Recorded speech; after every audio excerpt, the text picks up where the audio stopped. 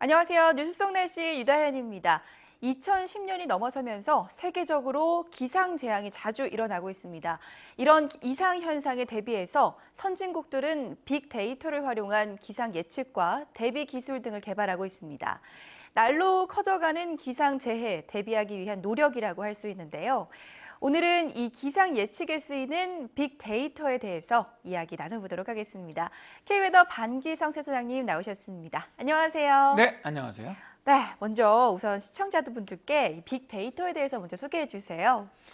최근 우리가 살고 있는 시대는 넘치는 정보의 양이 엄청나다고 해서 빅데이터 시대라고 부릅니다. 네. 에릭 슈미트 구글 최고 경영자에 따르면 전 세계에서 2일 단위로 생성되는 데이터의 양이 인류 문명의 시작부터 2003년까지 생성된 데이터의 양과 동일하다고 할 정도거든요.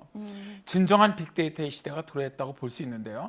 사실 뭐 데이터를 그냥 쌓아놓기만 한다면 그것은 쓸모없는 쓰레기 더미에 불과하지만 방대한 데이터를 분석해서 유의미한 가치를 이끌어내어서 활용한다면 그것은 더없이 유용한 자원이 된다고 하지 않습니까? 그런 의미에서 이제 빅데이터에 좀 접근해야 한다고 생각을 합니다. 네, 많은 미래학자들이 빅데이터를 미래 경쟁력을 좌우하는 핵심 자원으로 보고 있다고 하는데 그만큼 중요할 것 같습니다. 어떻게 보시나요?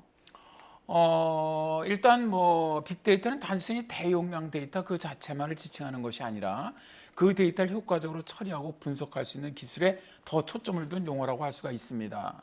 정말 엄청난 자료를 어떻게 유의미한 자료로 만들어서 활용하느냐가 빅데이터의 승패라고 생각을 하는데요. 네. 따라서 저는 이제 기업뿐만 아니라 공공부문도 정확한 이해와 효과적으로 활용하기 위한 전략을 수립하는 것이 아주 시급하다고 생각을 합니다. 이런 기술이 이제 미래의 국가 경쟁력이 될 것이기 때문입니다. 네, 그렇군요. 센터장님이 지난달에 이제 출간한 17번째 책이죠. 날씨로 돈 버는 남자. 이 제목만 들어도 참 임팩트가 있는데요. 이렇게 이 책을 보면 빅데이터를 이용한 마케팅 이야기가 또 나오더라고요. 그렇다면 기업의 관점에서는 이 가치를 생성할 수 있는 데이터를 빅데이터라고 해석할 수도 있나요? 네, 그렇습니다. 최근 기업들은 이제 예전에는 의미를 부여하기 힘들었던 뭐 대용량의 데이터를 분석을 해서 소비자의 심리나 또 행태를 파악을 해서 마케팅 전략을 세우고 있죠. 특히 이제 기후변화 시대에 기업들에게 많은 리스크를 줄 수 있는 뭐 기온이라든가 태풍 및 집중호우와 같은 날씨 관련 정보는 아주 더 중요해졌기 때문인데요. 그렇죠. 이제 그런 것 때문에 굉장히 빅데이터가 중요해지고 있는 시대가 됐습니다. 그렇군요. 이렇게 기업들이 빅데이터를 이용해서 마케팅에 활용을 한다면 말씀하셨던 것처럼 기상 예보도 빅데이터를 이용해서 활용할 수 있지 않을까 싶은데요. 예보 정확도를 아무래도 조금 더 높일 수 있지 않을까요? 저는 뭐 굉장히 긍정적으로 생각을 합니다. 최근에 그 빅데이터를 이용해서 예보의 정확도를 높이는 노력이 진행되고 있습니다. 미국의 이제 국립해양대기청 노아죠. 여기서는 이제 매일 35억 건 이상의 데이터를 수집을 하는데 더 탱크라고 불리는 서버에 데이터를 저장을 했다 6시간마다 데이터를 업데이트한다고 해요. 네. 기상예보에서 정확한 날씨 예측을 위해서는 위성, 또 각 지역 배, 비행기 등을 통해서 관찰된 각종 기후 정보, 또 이미지, 수치 등 굉장히 엄청난 양의 데이터를 저장하고 분석을 해야 합니다. 그런데 이제 미국 국립해양대기청은 지난 50년간 누적된 기상 데이터를 바탕으로 대기와 해양 지상 데이터의 측정치를 분석을 해서 정확도가 아주 매우 높은 예측 모델을 만들어서 미국 국립기상청이죠. NWS에 제공하는 건데요. 미국 국립기상청은 이 데이터를 바탕으로 허리케인이라든가 토네이도라든가 또 어떤 워닝이라든가 뇌우경보, 쓰나미 경보 등을 예전보다 훨씬 더 빨리 내보낼 수 있게 됐고요. 네.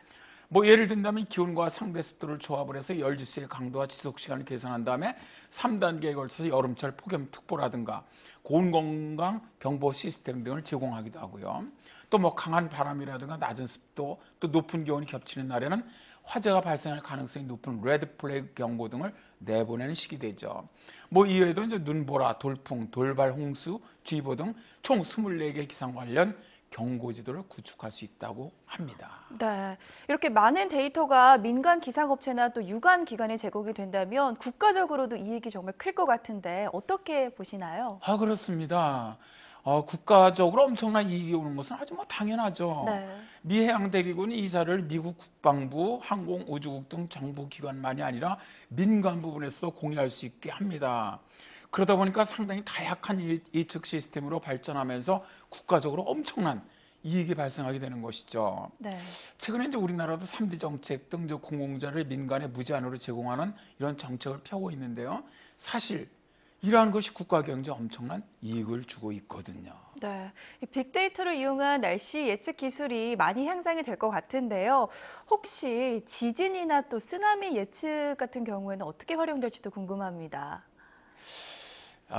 사실 현실적으로 아직 뭐 우리나라뿐만 아니라 세계적으로 지진이나 쓰나미에 대한 정확한 예측 또 어떤 원행 경보는 이루어지고 있지는 않습니다. 네.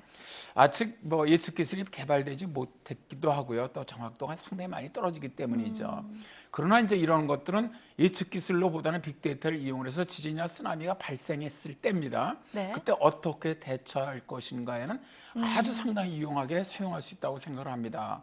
뭐 예를 들어 본다면 말이죠. 미국의 지질조사소는 1900년대 이래 지난 100년 동안 발생했던 각종 지진을 유형별, 크기별로 조사를 했고요. 피해 정도까지 분석을 했습니다. 이에 따라서 지진이 발생했을 때 어떤 형태로 발전할지 발생한 다음이긴 하지만 미리 예측하고 재난 상황을 시뮬레이션을 통해 볼 수 있도록 했습니다. 이 이야기는 이제 각 지역의 피해 상황을 미리 분석을 하고 앞서 대처할 수 있다는 얘기가 됩니다. 네, 그렇군요. 이 예측보다는 이제 대처하는 그게 굉장히 활용성이 높다는 말씀이신데 이 세계에서 방제 예측 기술이 가장 발전했다고 하는 일본이 2011년에 이 대지진으로 엄청난 타격을 받았었잖아요. 제 생각으로는 지금 일본도 이렇게 빅데이터를 이용한 다양한 방법을 사용할 수 있을 것 같은데 어떻게 보시나요? 그렇습니다. 이제 일본 정부가 2011년에 발생했던 동일본 대지진이죠. 그게 쓰나미, 그다음에 원자력 발전 폭발 이런 재난 대비 및 조치에 이제 빅데이터 기술을 사용하기로 결정을 했습니다. 지진이나 쓰나미나 홍수가 일어났을 때 과거의 재해 정보와 지형 등을 분석을 해서 지자체가 주민에게 피난 경로 등을 전달하는 시스템으로 활용하겠다는 것이죠. 네. 일본의 이제 통신사 NTT 도코모는 각 기지국의 전파가 도달하는 거리 안에 몇 개의 휴대폰이 있는지 여부로 또 각 구역의 인구 통계를 작성하는 모바일 공간 통계 기술을 확보를 했는데요. 어느 지역에 사람이 몇 명 있다는 실시간 지역별 인구 통계를 1시간 단위로 공개한 겁니다. 도코모는 이 데이터를 다른 재난 데이터와 교차 분석을 함으로써 사용하기로 이제 결정을 했는데 뭐 예를 든다면 도쿄에 이제 7.3 정도의 지진이 발생한다면 357만 명이 귀가할 수 없는 상황에 처한다는 결론이 내려집니다. 네. 이 같은 정보를 교통당국과 공유해서 이제 대책을 굉장히 신속하게 세우는 것이죠. 일본 정부는 이 정보를 활용해서 재난이 발생했을 때 지역별로 인구 분포를 파악한 다음에 대처할 수 있는 규모와 정도를 구체화할 수 있을 것이라고 기대한다고 합니다. 네, 이 선진국들이 기상재앙으로부터 피해를 줄이기 위한 노력이 크다고 생각이 듭니다. 네, 센터장님 오늘 말씀 고맙습니다. 네, 감사합니다. 최근 지구온난화로 인한 기후변화는 엄청난 기상재앙을 가져오고 있습니다. 선진국을 중심으로 빅데이터를 활용한 태풍이나 호우 등 기상예보 정확도 향상이나 또 지진 등 예측은 어렵지만 발생했을 때 피해를 가장 적게 처리하는 기술을 개발하는 건 결국 재난으로부터 국민의 생명과 재산을 보호하기 위한 노력이라는 생각이 듭니다. 우리나라도 이런 기술을 조속히 개발해서 재난의 피해를 최소화했으면 합니다. 뉴스 속 날씨 오늘 준비한 소식은 여기까지입니다. 시청자 여러분 고맙습니다.